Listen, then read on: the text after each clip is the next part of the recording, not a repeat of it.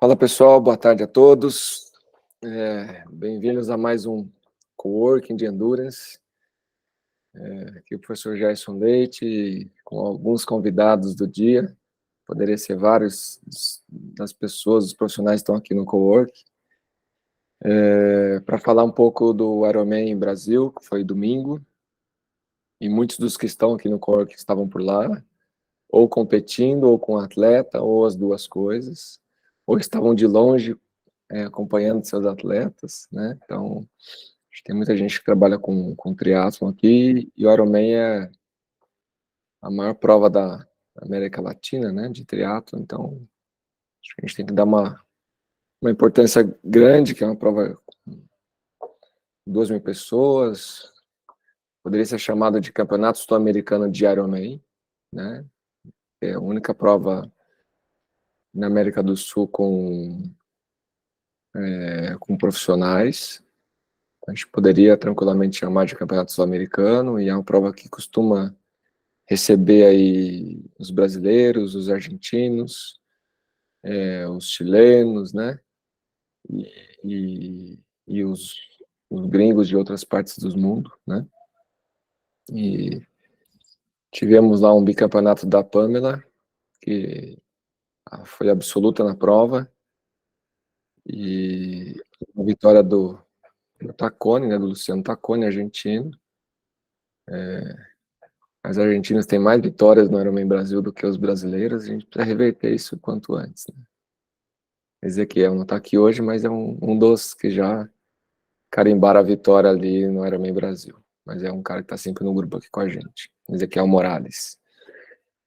Bom, dito isso, a ideia hoje é que a gente discuta um pouco da preparação de alguns atletas, e aí, de uma forma meio rápida ali, eu convidei o Cid, o Ângelo, o Cid, que é treinador e também atleta, foi campeão amador, né?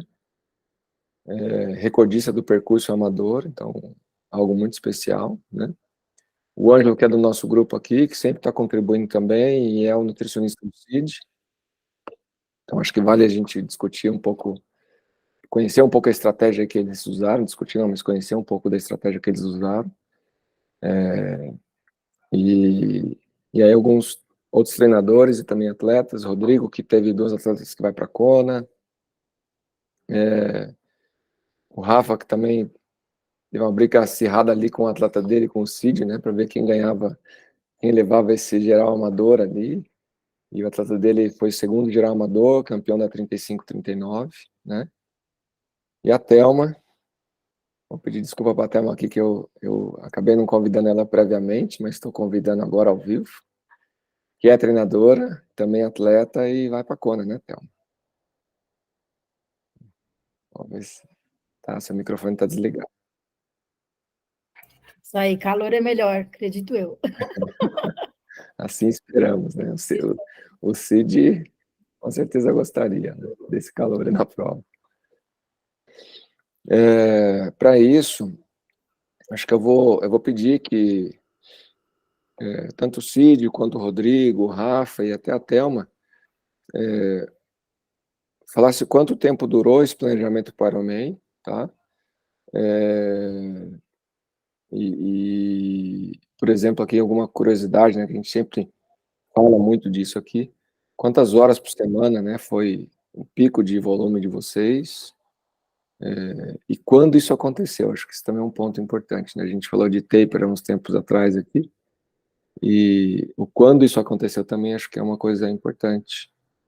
Então, Cid, você que é o campeão geral lá e treinador, você que, primeira pergunta, você que montou seus treinos, Cid, ou foi alguém externo?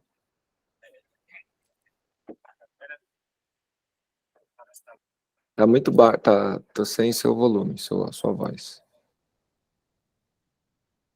Vê se assim fica melhor. Ficou perfeito. Bom, de uma forma geral, sou eu que monto meus treinos. Eu tenho um treinador de fora, o Will Clark, da Inglaterra, que passa... Eu fiz um acordo com ele já há mais de faz quase 2 anos. Eu conheci ele quando eu estava na Suíça, lá, né? Na Thelma até conhece, lá no camp do Brett, mas ele estava treinando por lá, eu conheci. Eu já vinha conversando com ele sobre treinamento, gostei bastante, assim, da metodologia que eles usam na Inglaterra, meio que é uma metodologia, acho que do próprio país, assim, muitas coisas. E aí ele é meio que, a gente fez uma parceria como ele fosse um consultor, assim. Então, assim, ele monta uns esqueletos e eu, de certa forma, modifico para a minha rotina aqui, né? Porque, assim, a dinâmica da assessoria puxa muito o direcionamento do meu treinamento. Então, muitas das ideias do treino é discutida entre eu e ele. O esqueleto do macrociclo ele prepara, mas a parte ali do dia a dia, ajustes ali em certos treinos, até pela minha região aqui, que é muito quente, então, assim, para o Ironman mesmo, depois a gente vai aprofundar com relação ao volume.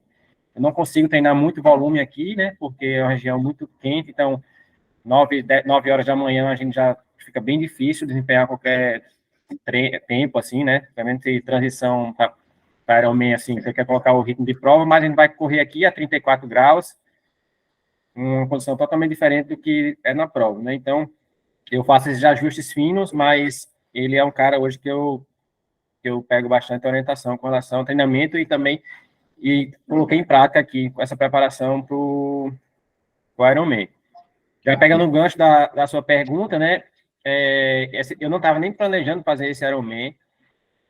Eu tive um planejamento bem forte para o Mundial de 70.3 ano passado. Realmente treinei muito, fiz uns camp aqui na região de montanha, fiz toda a preparação, e aí, só que lá, diferente do Brasil, eu tive praticamente uma hipotermia na bike, e não consegui pedalava até dali mais fora do clipe do que no clipe, assim, foi bem desgastante. E aí, quando acabou a prova, eu fiquei meio decepcionado, meu corpo estava condicionado, muito bem condicionado, e aí um aluno meu ficou, vamos fazer o Ironman Brasil, e esse ano eu não queria competir muito, esse ano eu queria focar mais na assessoria, mas pensei, vou aproveitar esse treino para essa prova e vou fazer esse Ironman porque também estava querendo experimentar novas coisas no treinamento, fazia uns 6 anos que eu não fazia Ironman, então mudou muito com relação ao nível dos atletas, algumas dinâmicas de treino também, pelo menos da minha parte, já tinha mudado bastante e eu queria ver isso na prática. Então, só dei uma descansada um pouco ali depois do Mundial, que foi, né, final de outubro, então novembro, dezembro, dei uma descansada mais ou menos ali. Então, em janeiro, já comecei a preparação para essa prova.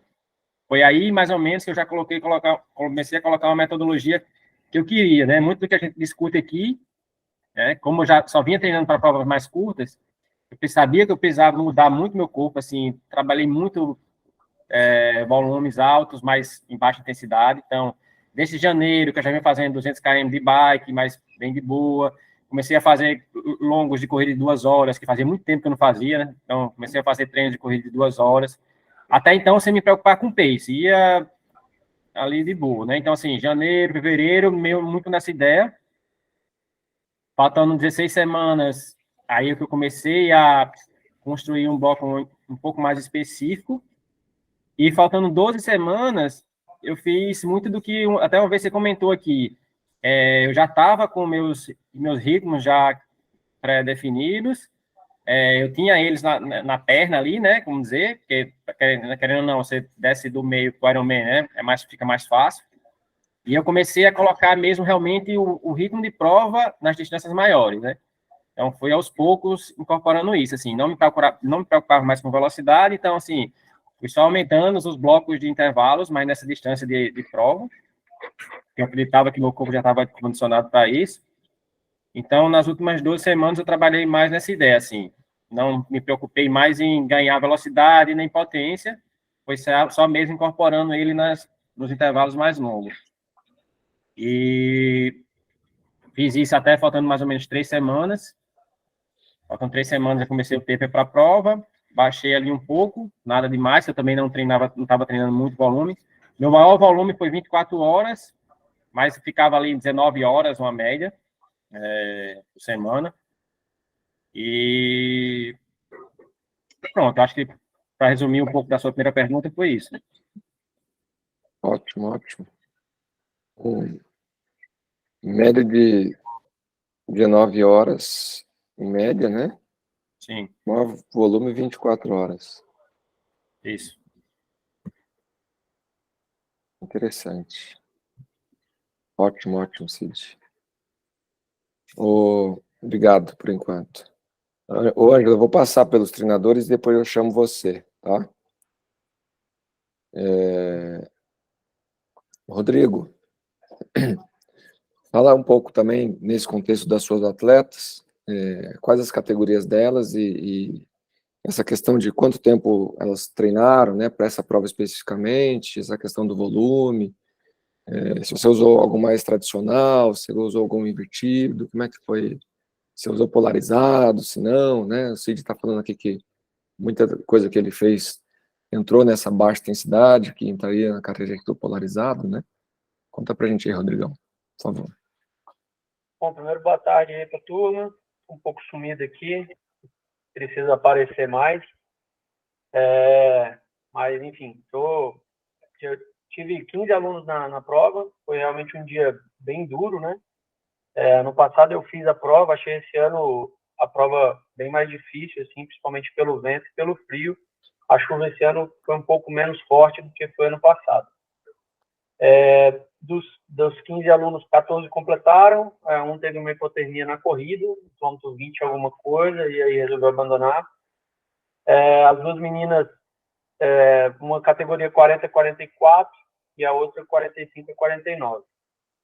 A Núzia, que era a categoria 40-44, já tinha feito, foi o segundo Ironman dela, ela fez ano passado. Ela tinha uma meta de fazer um sub-10, ela botou isso na cabeça desde quando ela começou a fazer. E eu, assim, ano passado ela tinha sido sétima na categoria, e eu falando para ela que, assim, o meu objetivo era que ela chegasse entre as 5 primeiras, né, que sub-10 ia ser uma consequência disso tudo.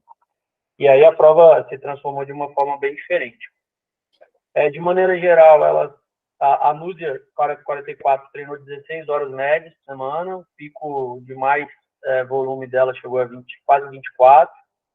A Cris, da categoria 45-49, ela teve alguns problemas no ciclo. Uma atleta que iniciou no triatlon comigo lá atrás, saiu um tempo da assessoria, voltou esse ano, e o objetivo dela era realmente tentar entregar uma prova com mais qualidade. Ela fazia as provas muito pelo lado fã, assim, de brincar, e ela, enfim, ela treinou 11 horas médias, porque ela ficou doente num período ali, e praticamente ficou sem treinar 2 semanas no início de abril, e teve um pico mais ou menos de 24 horas também. Mas a média acabou que ficou um pouco menor. Desde 2019 eu tenho usado de 2018 para 2019 eu tenho usado uma periodização mais reversa. Eu até achava que ela era mais polarizada, mas hoje eu acho que ela está mais para uma piramidal do que uma polarizada. Mas eu faço um primeiro bloco de 3, 4 semanas onde a gente trabalha bastante força, subidas, mais como se fosse uma readaptação do período de férias, ali, de final de ano. Depois a gente entra nas 12 semanas específicas, nas 16 semanas ali mais específicas para a prova, e eu divido em 4 blocos, né? A CID teve aqui em Brasília, acho que final de março, né, CID? Meados de março, a gente conversou bastante. E esse ano, diferente dos outros anos, nessa reta final, eu foquei muito, mas muito mesmo. Eu sempre gostei muito de volume desde que eu sou treinador. Então, comecei a levar pessoas para o Ironman desde 2010, vou para a Floripa desde 2005. Então, a ilha ali já conheço bem. Então, eu sempre gostei muito do volume. Dos últimos 6 anos para cá, eu tenho dado uma atenção muito grande às zonas de treinamento e trabalhado muito especificamente tentando fazer com que os atletas entendam isso e respeitem isso, e acho que tenham logrado algum sucesso. Em 2019, a gente fez uma periodização reversa e levamos 2 atletas para Kona, e esse ano mantive a mesma pegada, só que com um objetivo um pouco maior nessa reta final, da eficiência no ritmo da prova, que no caso aqui das 5 zonas seria um Z2. Então, alguns atletas a gente usou lactato para saber realmente se o limiar 1 ali, aeróbico, ele tinha mexido, porque o FTP eu já tenho visto que não tem uma evolução nessa parte específica, mas esse LT1 ali, né, esse ritmo do Z2 precisa ficar mais eficiente. Eu tive uma conversa, trocamos uma ideia muito boa aqui em março, e, enfim, deu certo aí, né? Praticamente as duas meninas, a Núzia perdeu a 4ª colocação com 40, a terceira, ela estava em terceiro até o finalzinho da corrida. Na corrida, a menina passou ela, ficou 40 segundos à frente dela, mas o frio deu uma machucada, assim, né? Porque a diferença dela é o pedal. E, enfim, a Cris, que é a da 45-49, sofreu um pouco na corrida, assim, sofreu muito com frio, pensou em desistir, aí a gente, não, mantém, você está mantendo a posição, e ela conseguiu segurar a onda. Então, os tempos não foram o que elas queriam, mas o desempenho, eu acredito que foi bem bom, porque as duas subiram no pódio. Então, o Ironman prega essas peças, né? Se a gente não se adequar à prova, ela pode te cobrar mais. Mas, de maneira geral, foram isso. Mais ou menos, a Núzia 16 horas, a Cris 11 horas, e o pico de volume, as duas chegaram ali 23, 24 horas, faltando 3 semanas para a prova. Então, nas últimas 2 semanas, eu trato elas como polimento mesmo. Então, foi nessa linha de trabalho e bastante eficiência. Eu tentei dar bastante importância nessa reta final das 12 semanas a eles serem mais eficientes no Z2. Então, a gente tinha um dia de intensidade nessa fase final. Eu trabalhei muito ali no limiar e no sweet spot, e os treinos mais específicos longos, buscando essa eficiência. Entendi. Boa. E o legal é que a gente vê a média, né, horária semanal da turma, assim, bem abaixo do que o pessoal ficar postando, né? Acho que isso é interessante, e é o método do trabalho do Rodrigo que deu certo aqui. Mas isso é bacana, por isso que eu pedi esses diferentes olhares, para a gente ver como é que as coisas estão dando certo em vários locais, e como é que essas coisas estão dando certo em cada um desses locais, né? O trabalho, né, periodização reversa, para quem não entende o que é o reverso, a gente começa com mais intensidade, e ao longo do tempo você vai tirando intensidade e vai acrescentando volume. Diferente do tradicional, que você começa com mais volume e vai incrementando a intensidade ao longo do tempo, né? Eu particularmente gosto muito do reverso, tá? Gosto bastante do reverso mesmo. Thelma, conta um pouco pra gente. A Thelma é treinadora e também atleta, competiu lá, teve um empurrãozinho lá dos filhos, né, Thelma? Empurrãozão. Empurrãozão, né? E conseguiu a vaga para Kona. Então conta pra gente, Thelma, como é que foi essa preparação, quanto tempo durou, esses picos de volume, média, né? Tá. Eu trabalho bem parecido com o Rodrigo, com a periodização reversa também. Então, início do ano mais focado em neuromuscular, potência, força, alguns estímulos de velocidade. E na parte específica de 12 a 16 semanas também, com mais volume em zona 1, zona 2, mas mantendo algum estímulo neuromuscular e de força também, durante toda a preparação, bem parecido com o que o Rodrigo faz. No meu caso, foi uma média de 20 horas, eu fiz uma preparação diferente da de 2019, até porque eu estou mais velha, então eu percebi que agora a recuperação é um pouco mais complicado do que 4, 5 anos atrás, então fiz algumas adaptações, individualizando principalmente um pouquinho mais de recuperação, e o volume também de treino semanal um pouco menor do que eu fiz anteriormente, né? Então deu uma média de 20 horas, mas cheguei a pico de 26 horas por 3 semanas, mais ou menos. Bom. E o pico e eu gosto de sustentar, para mim funciona, sustentar bastante o volume até, no máximo, assim, uma semana antes da prova, eu ainda estou rodando 180 e correndo 30. Para mim funciona até agora, pelo menos funcionou, talvez daqui para frente não. Mas aí a gente vai descobrindo, né, ao longo de cada experiência. Eu mantive, então, os volumes altos até mais ou menos 8 dias antes da prova, mais ou menos, e aí reduzi o volume drasticamente na última semana. Para mim, pelo menos para meio, sempre funcionou. Para o último Ironman, que foi em 2019, também funcionou. Agora, daqui para frente, se vai funcionar, é a idade que vai dizer. Porque é diferente, né? Quando está aí. Outubro. E na minha preparação eu tive Covid no final de abril também atrapalhou bastante, uns 10 dias meio complicados, então não foi a preparação dos sonhos, mas foi o que podia ser feito, né? Entendi. E foi bom, né? Qual a colocação que você ficou, Thelma? Eu fiquei em quarto na 45. 45, 49.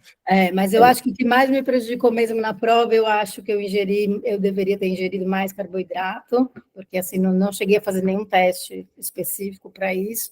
Nos treinos eu estava ingerindo de 80 a 90 gramas já nos treinos longos, e mantive os 80 gramas na prova, mas eu percebi que faltou, tanto que eu terminei a prova com hipoglicemia, né? Parar na enfermaria com hipoglicemia, então faltou carboidrato com certeza. Então tem alguns ajustes que a gente tem que fazer.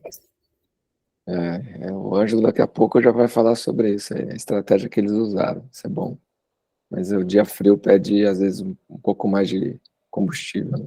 Acho que eu tinha que ter colocado um pouco mais de atenção na musculação também, que eu deixei meio aquém, dei prioridade, porque por falta de tempo mesmo, trabalho, enfim, dei mais prioridade para o triatlo mesmo, e a musculação ficou um pouco aquém, então eu senti muito minhas costas para segurar a bicicleta no vento, terminei com dor nas costas, se eu tivesse dado mais atenção, teria sido diferente. Mas o frio trava muitas costas, viu? Muita gente estava com as costas travadas lá por causa do frio. Eu não conseguia correr de dor nas costas depois. Mas que bom, que bom. E que bom que deu certo, né? Deu, na medida do possível deu. Duro para todo mundo. Vai para Kona? Vamos. Ótimo, legal. Rafa, treinador, também atleta, mas não competiu dessa vez. Estava lá gerenciando várias coisas, inclusive seus atletas. E o Kid, né? Que chama ele. O Kid foi segundo amador geral, masculino, 8 horas e 37, né? Isso.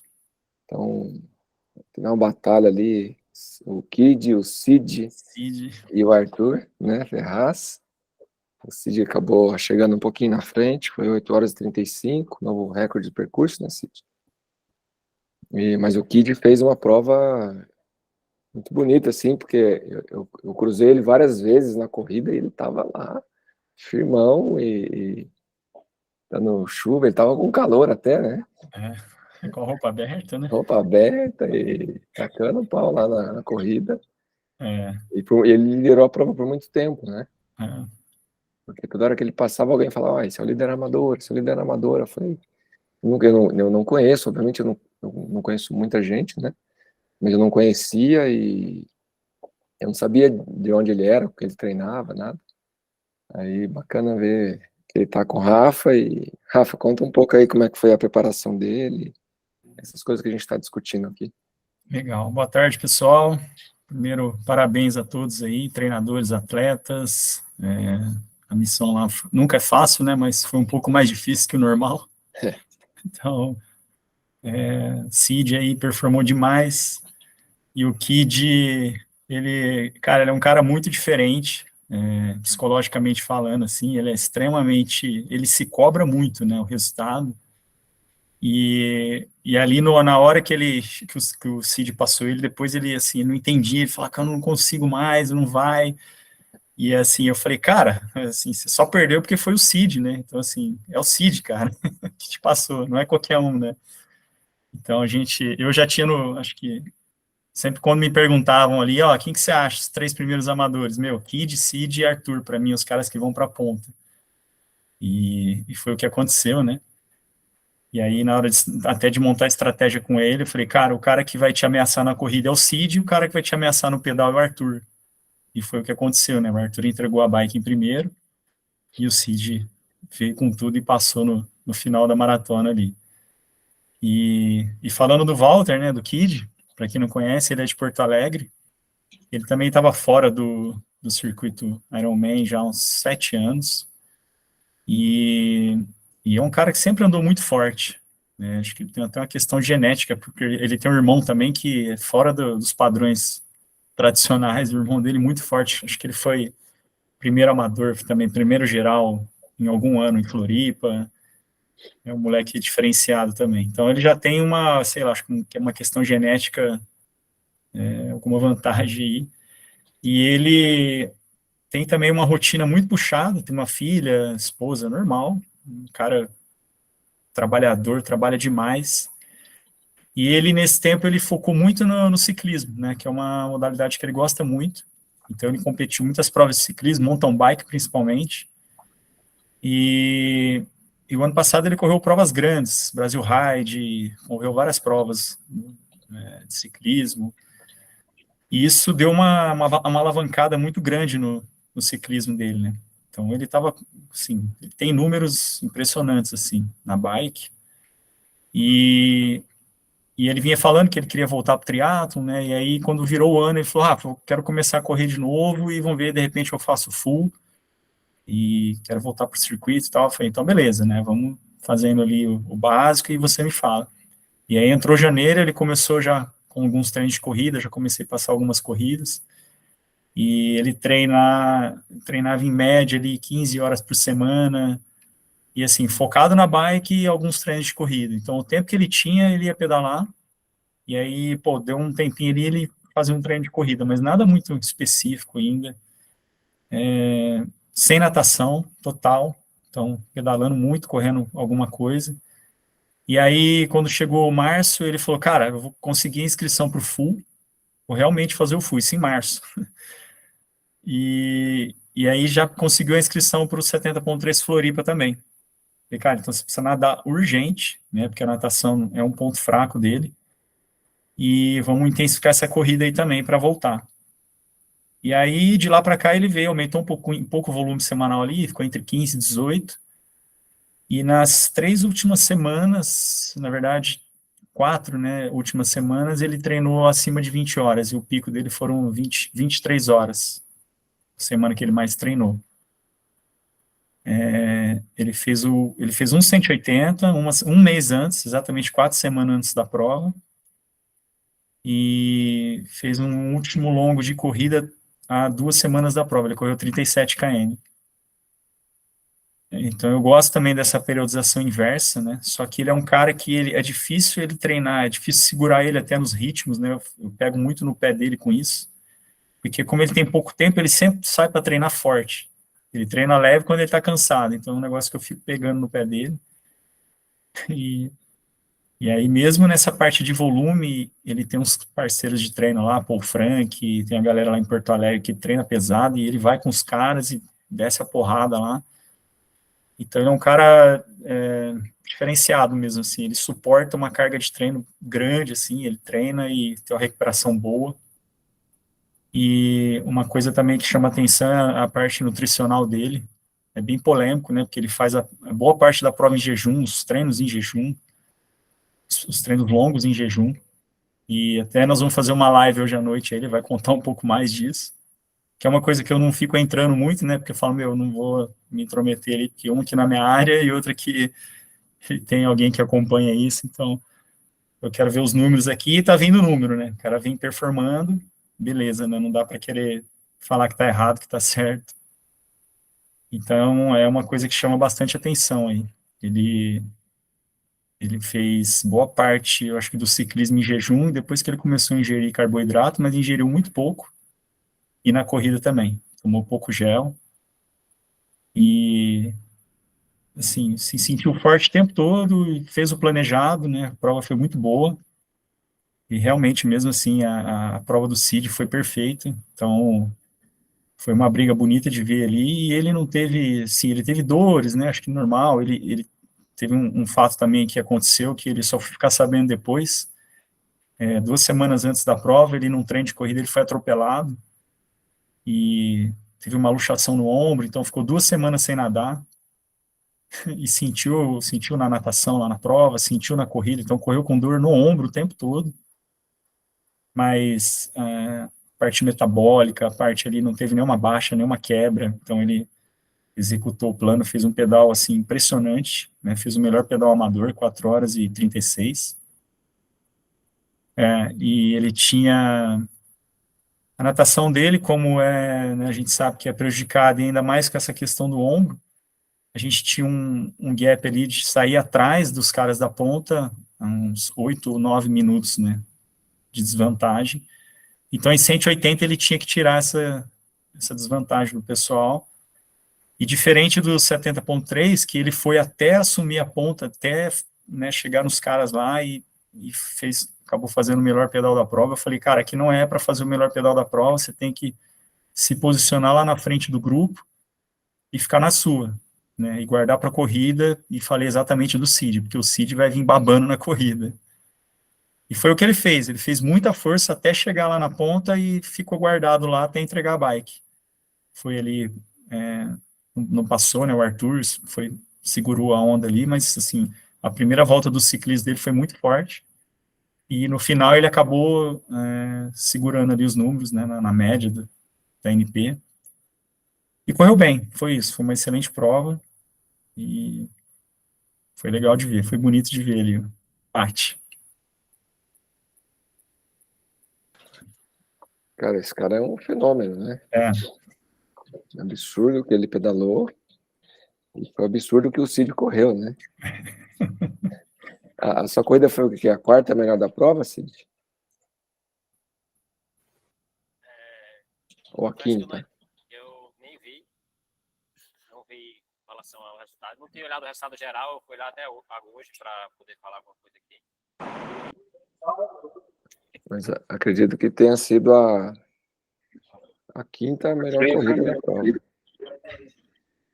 Como eu falei, não sei se você escutou, eu não cheguei a ver, fui até olhar agora o tempo. Acabou a prova, não fui nem ver o tempo no tempo final. Nem sabia qual tinha sido o tempo exato, aí fui ver agora os números. Mas foi isso. O Farnese mandou aqui, foi sexta melhor corrida da prova. Acho que foi Tacone, o André, o Told, acho que o Reinaldo, provavelmente o Vinhal, acho que você. Tá no grupo, um grupo seleto. Ô, Gerson. Fala, Professor, mas o Cid sempre correu bem, né? Ele tá modesto aí, mas ele sempre correu bem, né? Desde as provas do cross triatlo, os longos lá da CBTRI, o Cid sempre foi cabra, né? Ele sempre correu. Quando eu tô na prova com o Cid, eu sei que eu tenho que abrir uma vantagem boa no pedal, porque ele vem que vem. Eu falo, meu, na hora que o Cid botar o pé no chão, ferrou. Sempre o cara aí de corredor, né?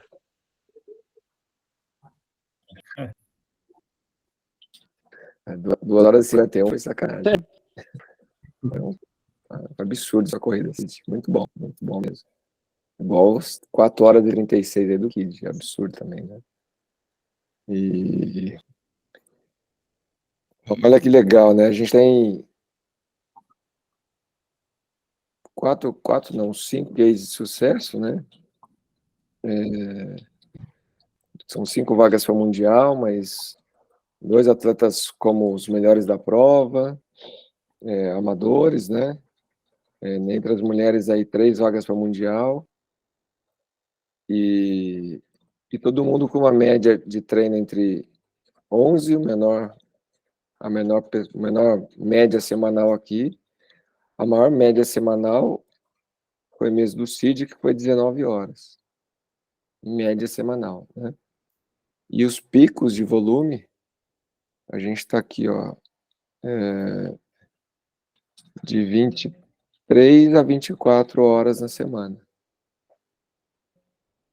Então, que também é bastante coisa, mas a gente vê constantemente pessoas postando, amadores, né, postando 30 horas na semana, 29 horas na semana, né, que é uma coisa que nem, assim, tem profissional fazendo isso, mas, por exemplo, o Told não faz, acho que nunca fez 29 horas na semana.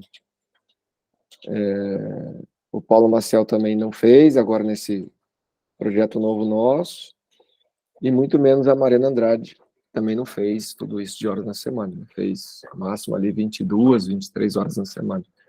Então, a gente discute aqui o polarizado e a gente fica naquele contexto, vamos trabalhar volumes altos, com baixa intensidade, que ele dá certo, né?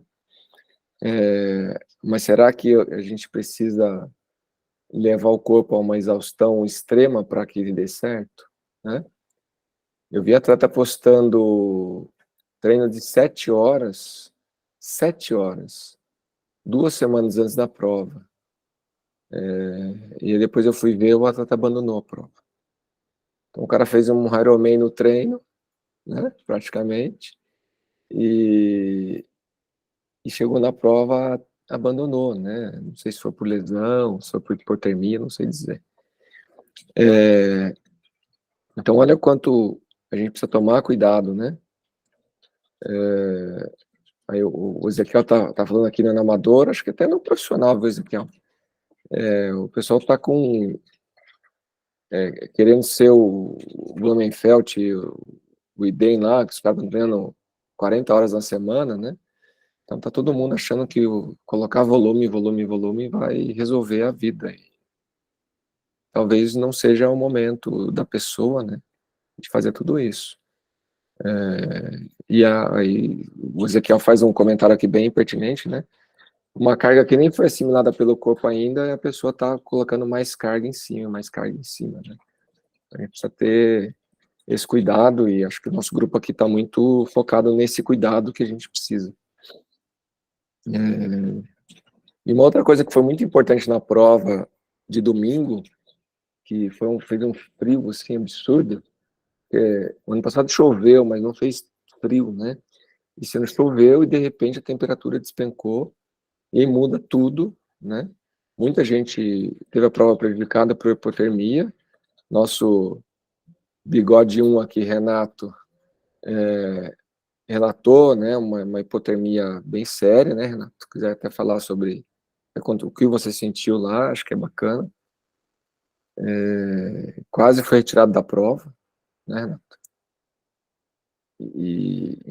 Então muda tudo o contexto. Daí o Renato vai comentar aqui e o Ângelo vem para falar onde a nutrição pode agir em tudo isso, né? É até legal cair no Ângelo, porque o resultado acho que influenciou, inclusive, na minha nutrição.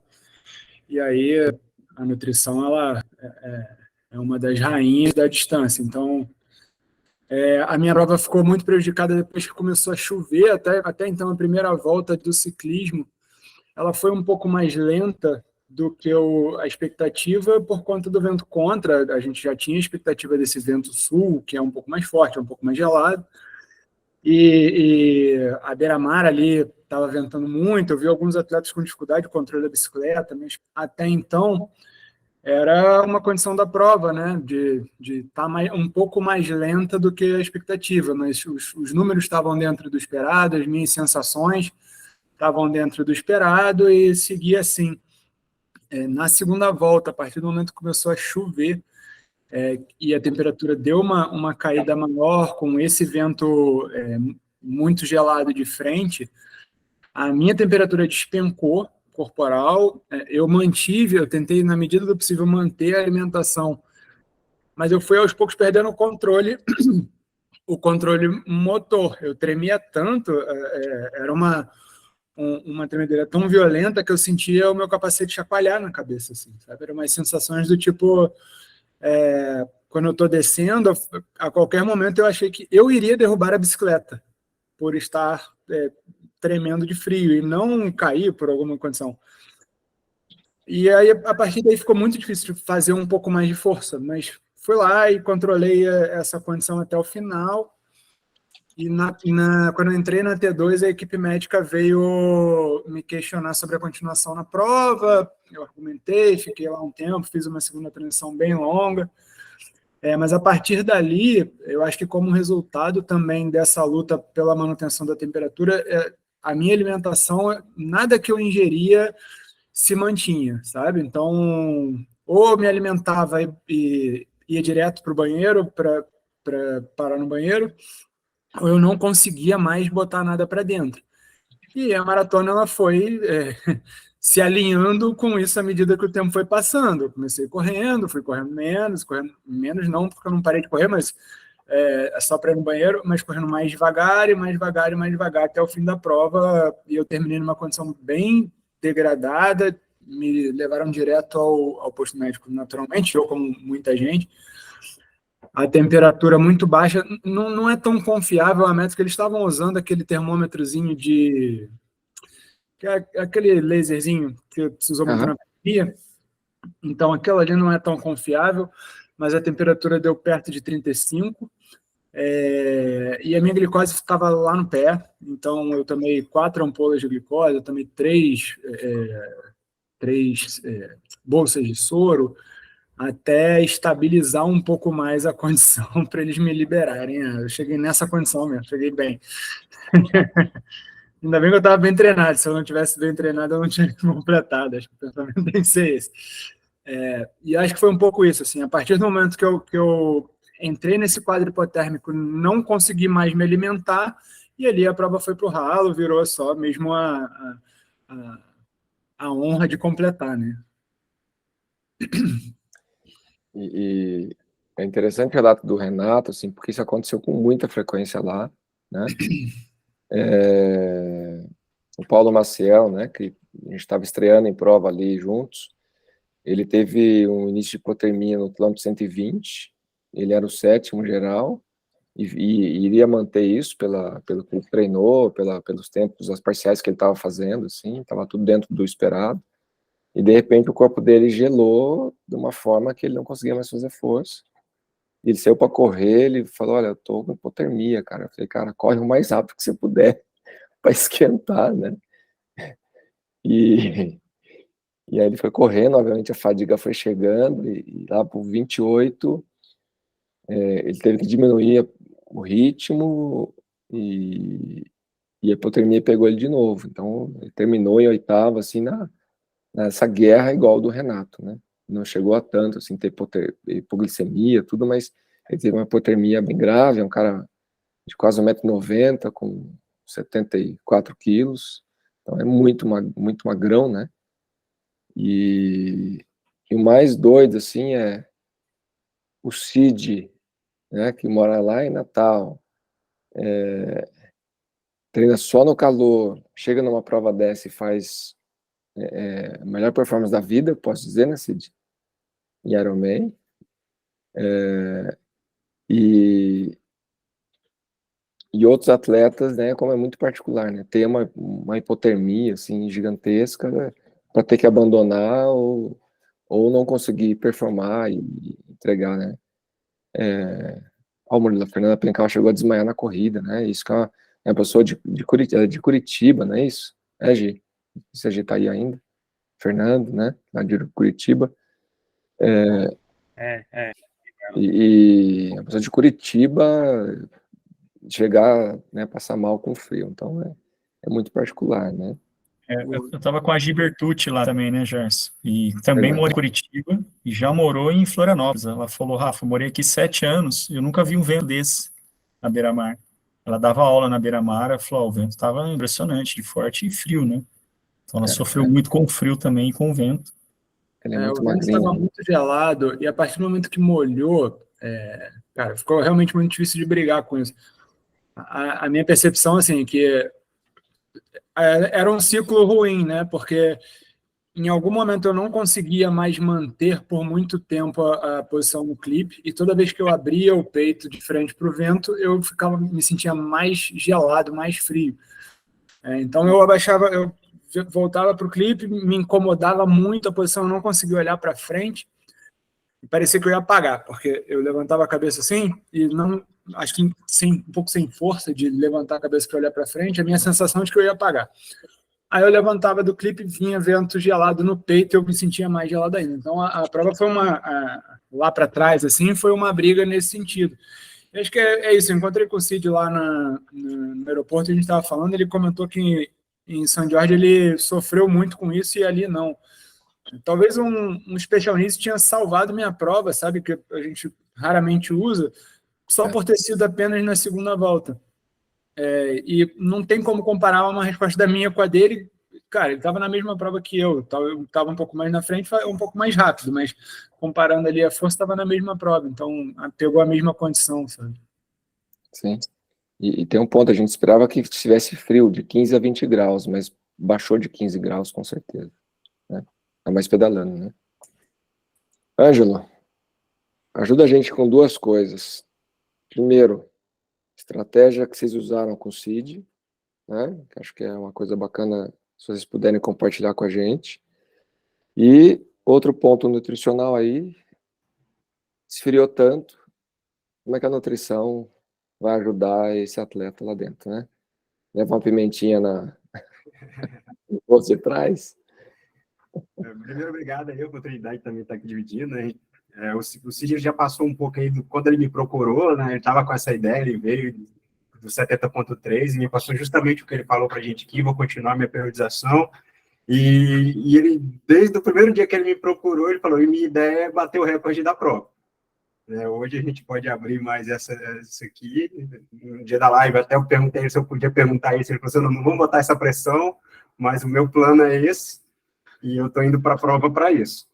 E aí a gente fez, né, uma primeira consulta e eu percebi que o Cid, ele comia um pouco menos do que o necessário, portanto que ele já treinava com aquele volume, e o volume, né, ia começar a subir um pouco, como ele me falou.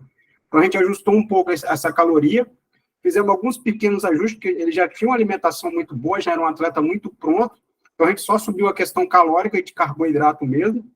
E uma coisa que eu mudei, que eu percebi muito atletas que é muito da gente ler isso do leigo, né? Quando assim, treinos curtos não precisa suplementar tanto. Só que quando esse treino curto é uma prova isolada, né? A literatura não fala de treino, ela fala de prova curta. E a gente começou a ter que colocar ele se alimentar e também fazer até intra-treino e ter uma boa alimentação nesse dia, quando ele tinha treinos menores. Porque no outro dia ele ia ter um treino mais forte. Então, para ele continuar, né, com essa recuperação sempre muito alta, com esse consumo de carboidrato e de calorias maior, para ele continuar treinando sempre com bastante força. E agradecer o Cid também pela oportunidade de ter ganhado do Kid, né? Porque se ele perde do Kid, eu ia ter que mudar um pouco a minha linha de trabalho, né? A gente ia analisar aí como é que esse jejum deu esse trabalho todo para a gente, né? Graças a Deus passou na corrida. E uma das coisas que a gente planejou foi justamente ele se alimentar um pouco mais na bicicleta, por ter facilidade de consumo ali. Então a gente jogou ali, o Cid já comia em torno de 70 a 80 gramas na bike, a gente jogou para 100 na bike, né? Tirei a palatinose também, que ele tinha costume de usar nesse intratreino, né? E botamos 100 ali, só de frutose e de glicose mesmo. E na hora da corrida, passamos ali para 75 a 80 gramas hora, né? Que daria um geral de umas 90 gramas, 92 gramas por hora, se a gente pensar na prova toda. Planejamos isso, o Cid ele foi cirúrgico no que ele treinou para fazer, porque ele me passou os tempos aqui para me fazer os cálculos em cima, e ele errou por minutos em tudo, ele errou 12 minutos de uma coisa, 15 minutos de outra, tipo assim, ele tinha planejado para 8 horas e 31 e fez 8 horas e 35, sendo que 1 minuto ele errou nas transições aqui, ele falou que ia fazer 3 e 2 e acabou fazendo um pouquinho a mais, então, realmente, por causa da chuva, né, também a gente não contava com isso, e eu também me preocupei com essa questão do frio, a gente sabe que no frio o atleta precisa de um consumo maior de caloria, mesmo que ele seja mínimo, mas quando você está ali há 4, 5 horas praticando atividade física, o glicogênio já acabou demais e qualquer energia que falte pode fazer uma grande diferença. Eu mandei procurando, disse que foram mais de 300 pessoas, né, que tiveram hipotermia desse ano, e se você pegar 70% delas, tiveram ali no quilômetro que o Renato até também falou, 120, 122, que se você pegar uma média, dá as 4, 5 horas de prova, que é onde começa a ter a história do glicogênio crítico. Então, o corpo já começa a se defender, porque ele precisa jogar sangue para a área periférica, para fazer vasodilatação, porque o frio faz vasoconstrição, ele precisa se aquecer, e começa a faltar sangue para os órgãos. Então, o intestino já começa a trabalhar lento demais, essa sensação que o Renato falou, que eu não consigo comer mais nada, e quando você come, não consegue absorver, porque ele não tem nem ATP suficiente para trabalhar e nem sangue com oxigênio ali. Então, começa a causar esse problema gastrointestinal. você já não tem mais glicogênio. Você já não consegue comer para botar essa glicose na corrente sanguínea, começa realmente o ritmo cair muito e até trazer aí muita gente parar, ou parar por falta de energia, que é o caso do desmaio de algumas pessoas, ou parar pelo excesso de frio mesmo, porque não consegue mais se. Ô, Ângelo, é bem interessante o que você está falando, porque com o Paulo Maciel, a gente tinha organizado ali 450 gramas de carbo para o ciclismo, né? E por conta do frio, ele comeu tudo isso em 3 horas e meia.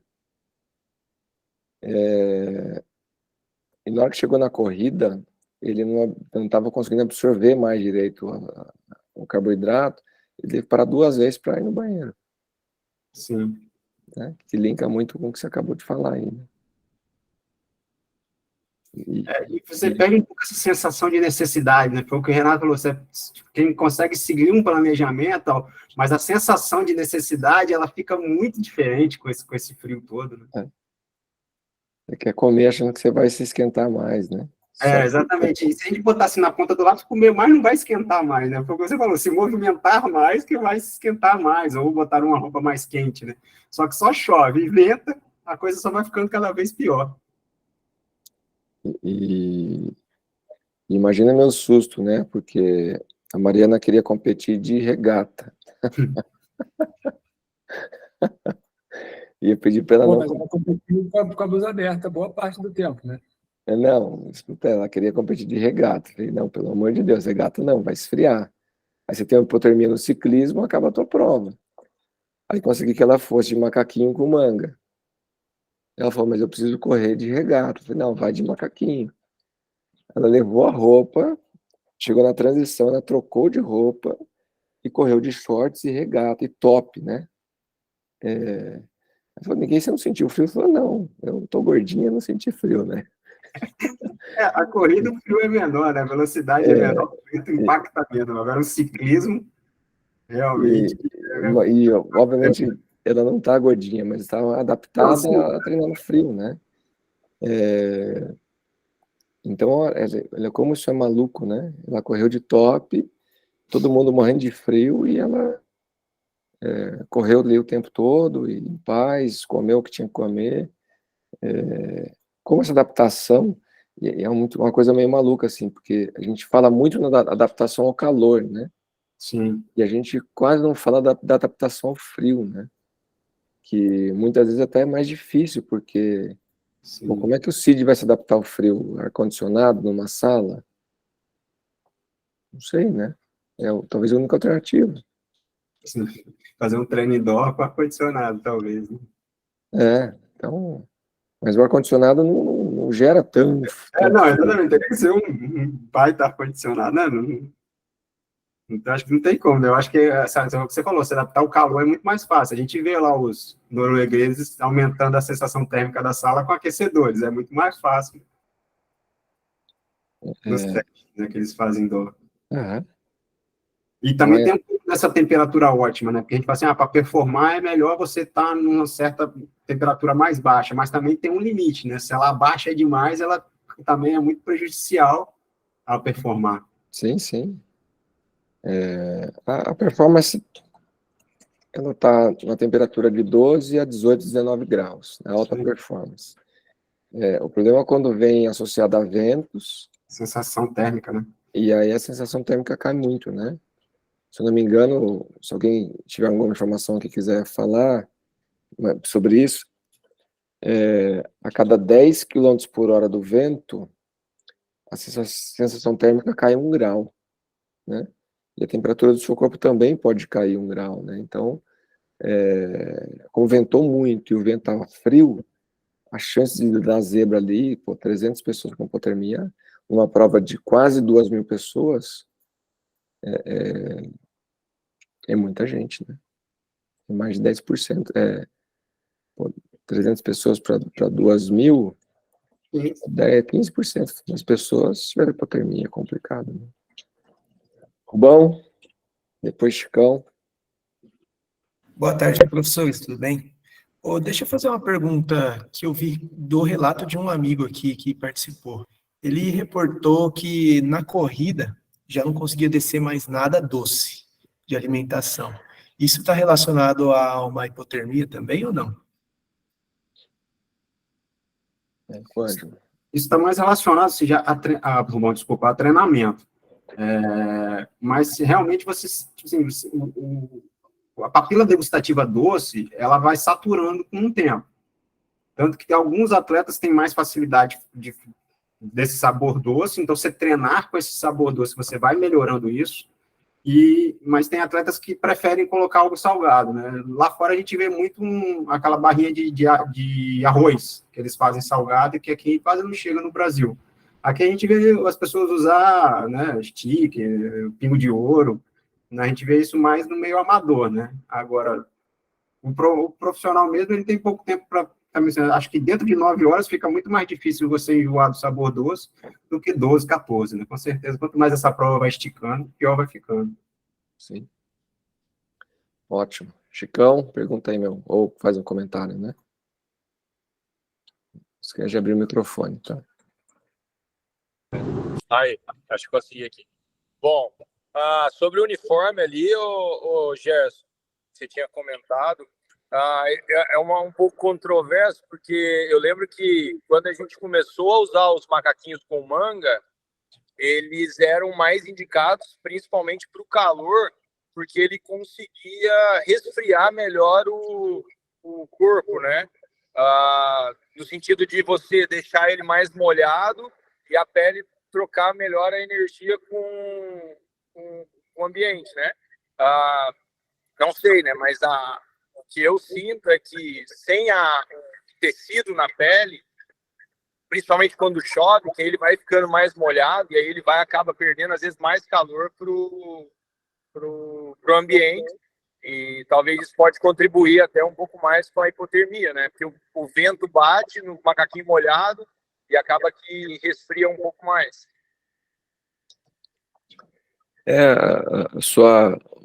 O seu ponto aí é interessantíssimo, Chicão. Eu entendi, e esse foi o meu raciocínio, eu vou falar qual foi o meu raciocínio, da seguinte forma. Se eu tenho uma barreira contra o vento, eu talvez não resfrie tanto a pele da pessoa, né? O tecido seu tecnológico e conseguir deixar a pele mais seca, isso é bom no dia que está muito quente, né? Porque você consegue liberar esse suor mais rápido e talvez ele evapore mais rápido. Mas no dia que está frio e chovendo, a pessoa vai suar menos, por conta que a temperatura corporal dela está bem menor. Então, o corpo vai tentar atender uma demanda de calor necessária para se manter em funcionamento otimizado, né? Em condições extremas, como o Ângelo comentou, ele começa a tirar calor de algumas regiões e até sangue, né? O sangue é quente, para manter a resposta vital ali otimizada, que foi o que aconteceu lá com o Renato, por exemplo, né? Então, eu ainda prefiro que a pessoa esteja com alguma vestimenta que cubra mais o corpo dela do que ela tá sem nada, mas para que o vento não vá direto na pele dela e não resfrie ainda mais essa pele por causa do dia já tá frio, né? Então esse é o raciocínio que eu usei para que ela não usasse regata. Mas como ela já está bem adaptada à temperatura, frio e tudo mais, para ela acabou que foi ok, né? Então esse é o raciocínio, Chicão, que eu tenho, tá? Não, tranquilo.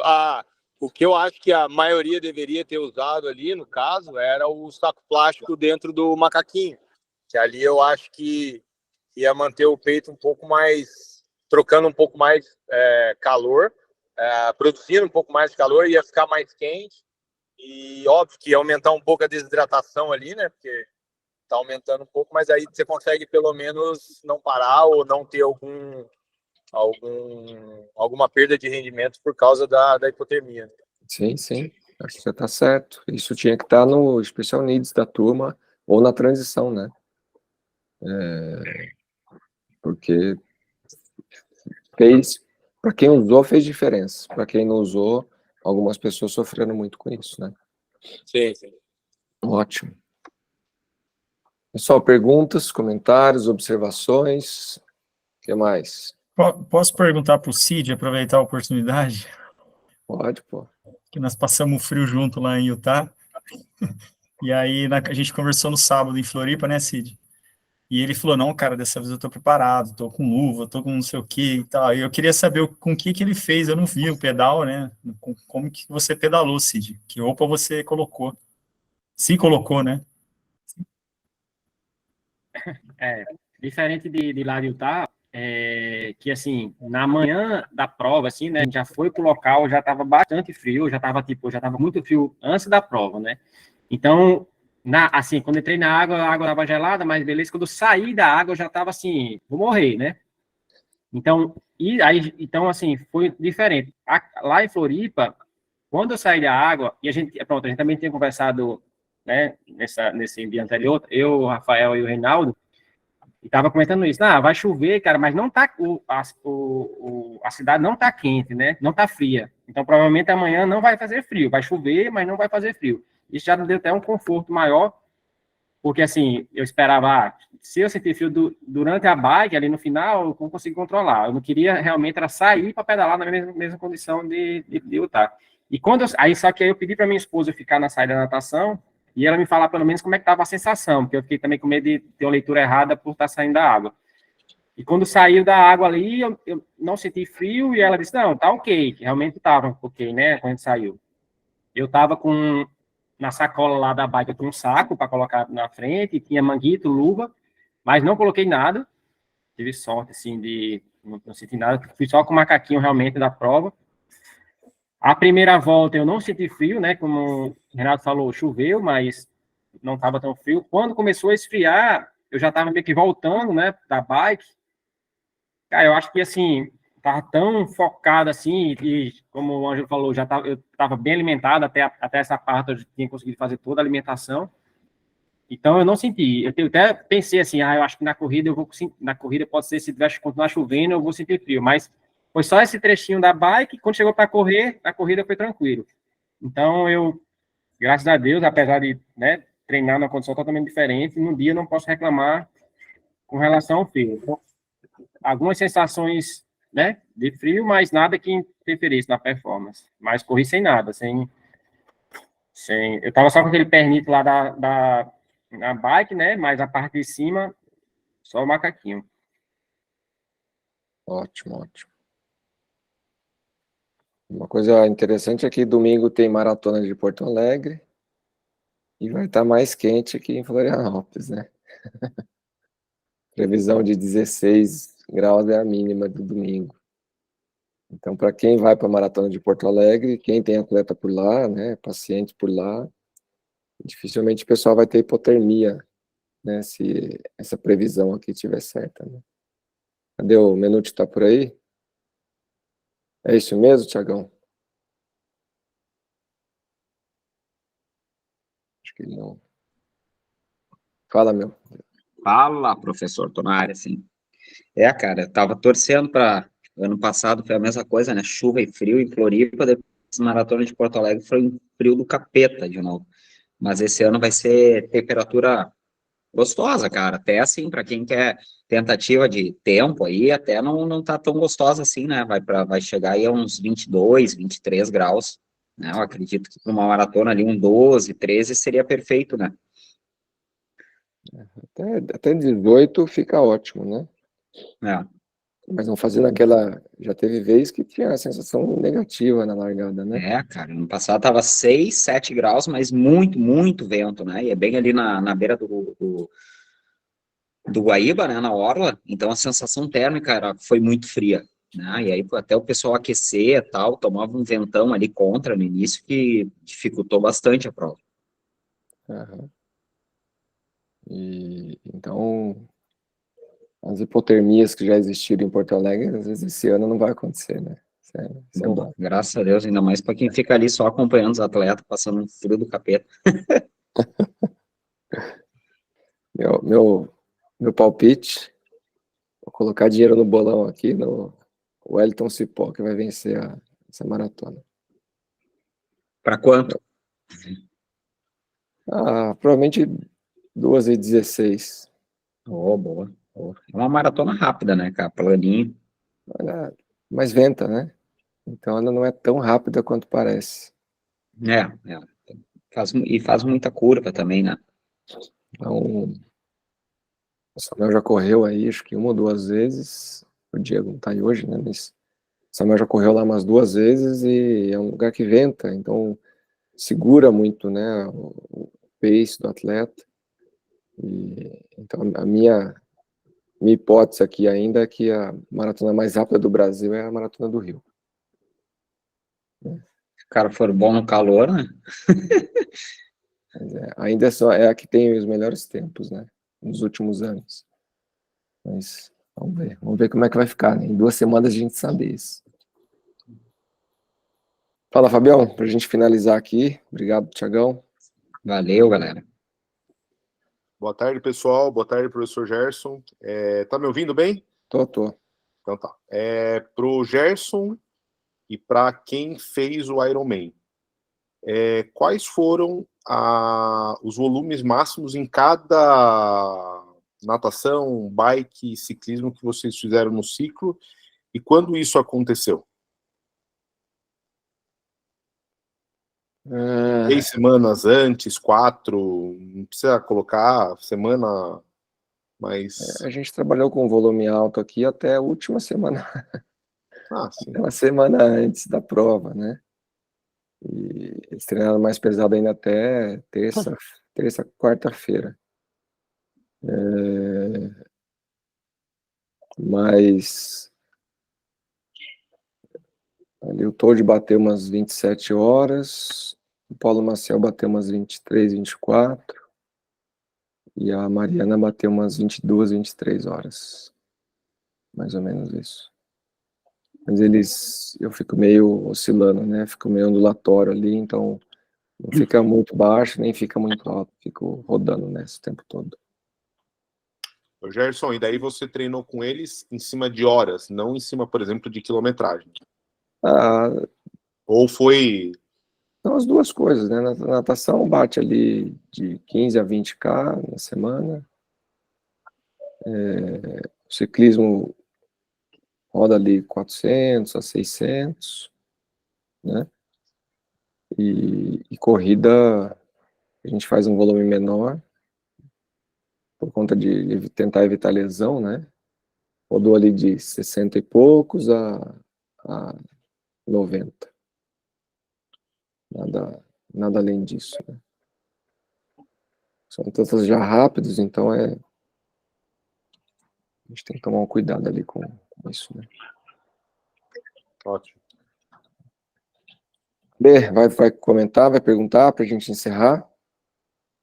Apertou sem querer. Fala, Lê, pra gente encerrar. Então, fica então uma breve lição de experiência aí, né, da prova de Floripa, porque antigamente nós tínhamos os 3 primeiros anos lá em Porto Seguro, né, 98, 99, 2000, que é sempre quente, né, muito difícil vai ter uma temperatura dessa forma aí. E também vale lembrar que em 2003, o Ironman aí de Floripa foi perdido até a concessão da prova pelo fato não me engano, acho que é o Ninho, sei lá, o que teve aí nesse ano, e que deveria ter tido até cancelado a etapa da natação, e não cancelaram. Eu fiz essa prova em 2003, e a prova foi muito complicada, as pessoas se machucaram, porque eles não estavam indo até a boia, e aí pegavam um jacaré, voltavam, batiam de frente com o outro, e foi um banzé esse ano, ventou muito, foi muito frio, e, para ser sincero para você, não teria condições nem de ter a prova, quanto mais de ter a etapa da natação, né? Então, só para recapitular aí, que esses fatores natureza em Floripa, né, é uma coisa que sempre a gente tem que colocar aí, né, que é uma preocupação extra para a prova, né, não tirando o mérito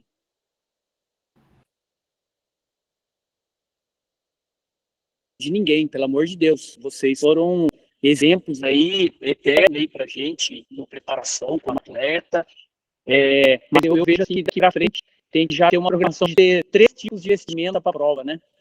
Para a gente não ter esse tipo de contratempo, né? Porque é uma infelicidade muito grande lutar contra a natureza, né?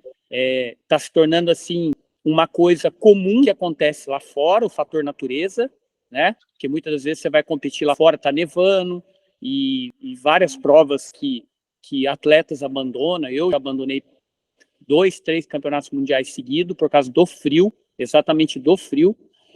Então, o que eu agradeço, com vocês todos compartilharem a experiência e vir daquilo de encontro com aquilo que eu já presenciei pessoalmente, é triste, né? Porque muitas das vezes você está bem na prova, tem que abandonar, e outros conseguem, né, ter esse fator extra aí, né, de superar um dia tão difícil, numa distância tão, né, brutal, e contra a força da natureza se torna uma vitória ainda mais, né?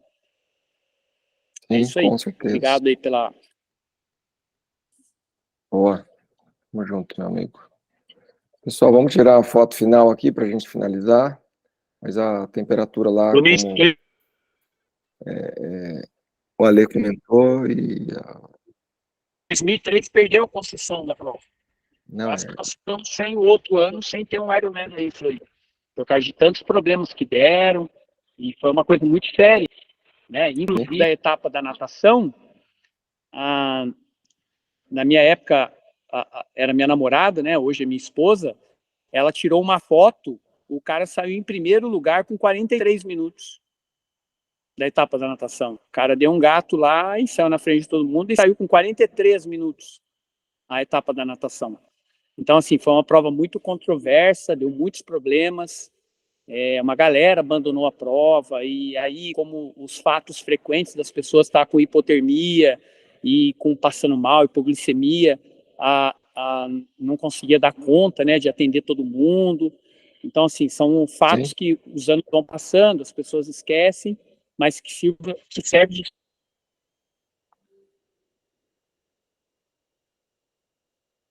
sim, com certeza. experiência para a gente aí, do nosso trabalho, do nosso dia a dia, né? Não querer falar mal de nada, mas experiências que servem para nós a cada dia do nosso trabalho, da nossa vida no esporte.